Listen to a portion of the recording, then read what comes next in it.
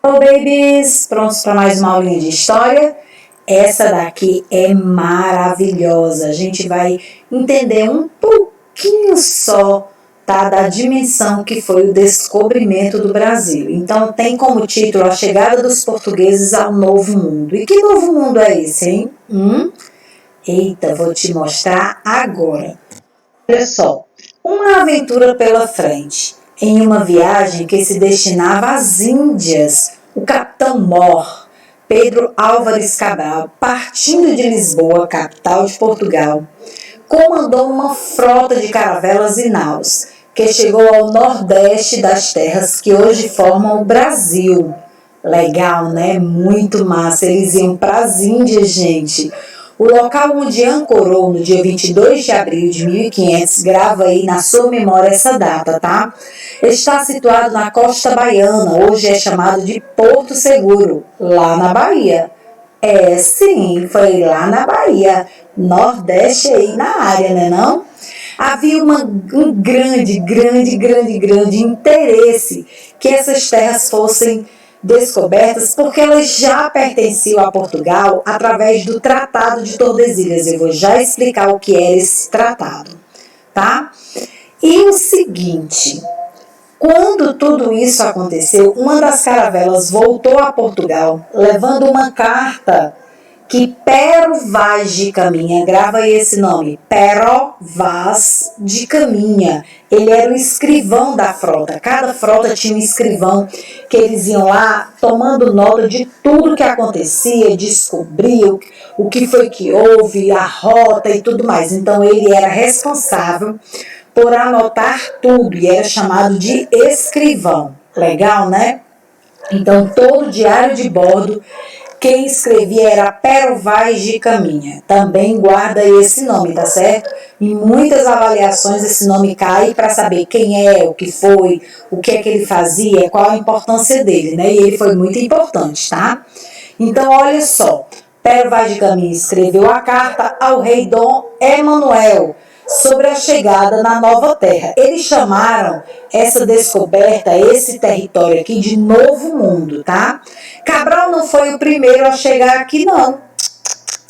Houve o Vicente Pinzon, tá? Em janeiro do mesmo ano de 1500, certo? Ele ancorou no Cabo de Santo Agostinho, em Pernambuco, né? Que hoje é o atual estado de Pernambuco, tá?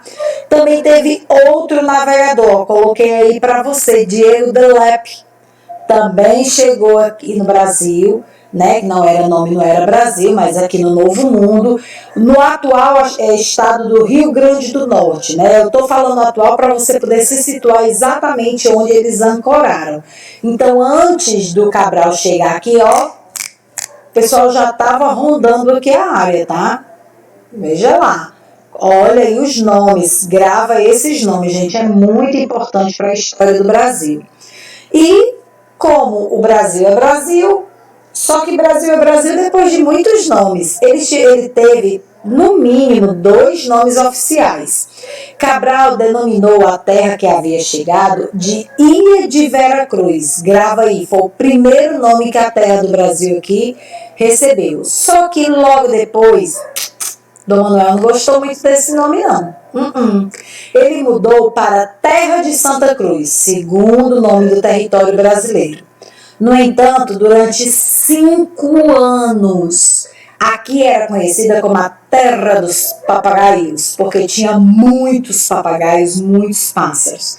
Né? Isso foi dado pelo nome, o nome, né, foi dado pelos marinheiros, e tem até um mapa de 1502 que consta esse nome no mapa. Olha só, um apelido, né? Pois é, pois está lá registrado nesse mapa. E o que é então o Tratado de Tordesilhas? Para que você possa entender por que era tão importante Portugal descobrir aqui o Brasil, né? Por isso que muitos livros não trazem a descoberta, porque ele não descobriu o Brasil, ele chegou ao Brasil, ele já sabia que aqui existia, ele só não sabia exatamente a rota, o local em si, mas ele sabia que pro lado de cá ele tinha terras que pertenciam ao rei de Portugal. Olha só, Tratado de Tordesilhas foi um acordo assinado entre os reis espanhol e português, tá? Por quê? Para eles poderem unir forças e vasculhar todos os territórios próximos ali dos países deles, entendeu? Então eles iam descobrindo terra e criando colônias, né? Que era para poder explorar no sentido de comercial daquela terra. Ouro, pedras preciosas, madeira, joias, essas coisas, entendeu?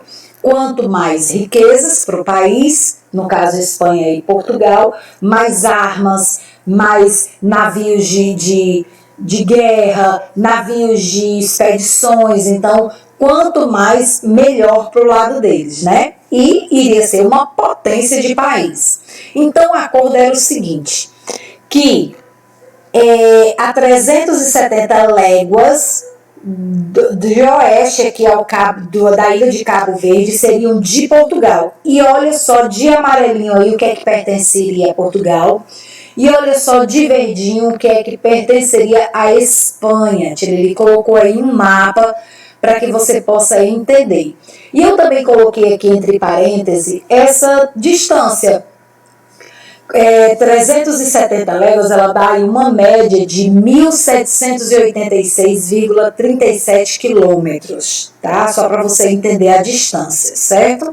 Se você colocar 370 léguas no Google, você vai ver que ele automaticamente tem lá uma conversão, ele converte para quilômetro, para comprimento, tá certo? Beleza? Então, olha só também que interessante. Né? A partida do Cabral lá de Lisboa foi uma festa fabulosa.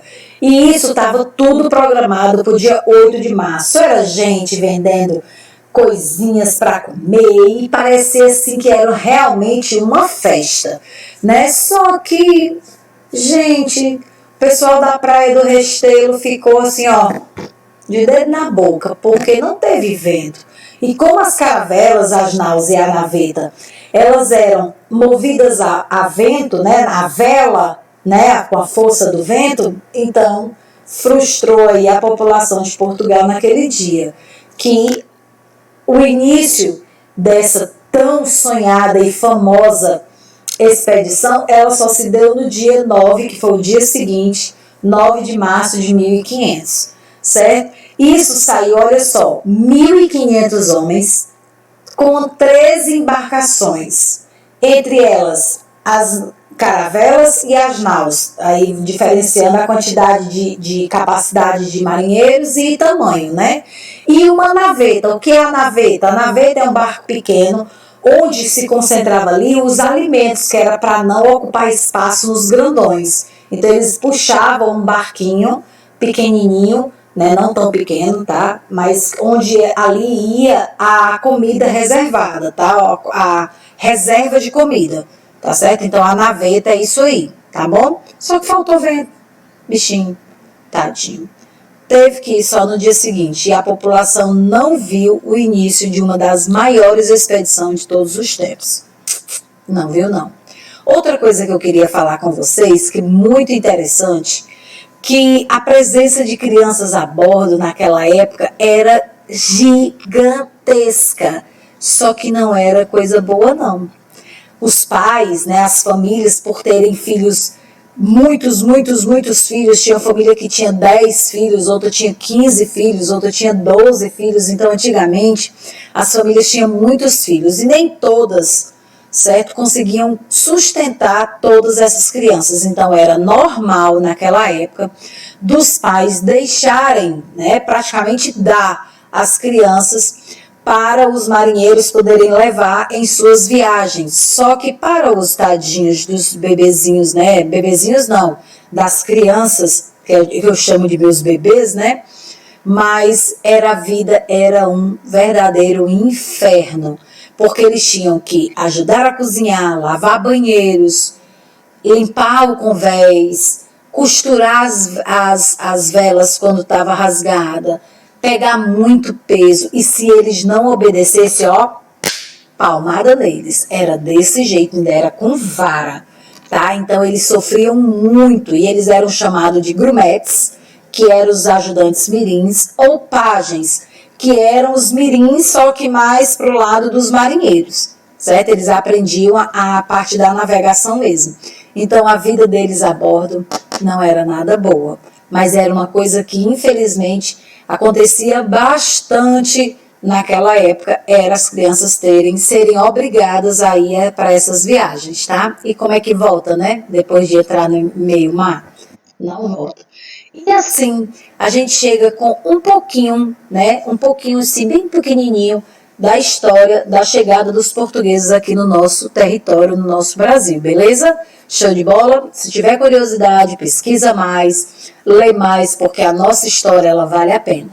Cheiro no coração.